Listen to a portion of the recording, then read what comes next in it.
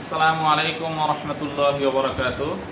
প্রিয় বন্ধুরা, আজকের আমরা একটা বিষয় আলোচনা করব, সেটা হলো আমাদের দৈনন্দিন জীবনে আমরা অনেক গুনার কাজ করে ফেলি। সেই গুনাহগুলো থেকে আমরা বেঁচে থাকব। বিশেষ করে আমার চোখের গুনাহ, আমার হাতের গুনাহ, পায়ের গুনাহ, সকল গুনাহগুলো থেকে আমরা বেঁচে থাকার চেষ্টা করব। কারণ কিয়ামতের ময়দানে আল্লাহ রাব্বুল আলামিনের সামনে আমি অস্বীকার করার মতো কোনো সুযোগ থাকবে না। আমার হাত পা প্রত্যেক অঙ্গ প্রত্যঙ্গ কিয়ামতের ময়দানে আল্লাহ রাব্বুল আলামিনের সামনে সাক্ষ্য দিতে থাকবে। অতএব আমার সকল ভাই বন্ধু সকলকে আমি বিনয়ের সাথে অনুরোধ করব, আমরা সকল প্রকারের গুনাহের কাজ থেকে আমরা ফিরে থাকব।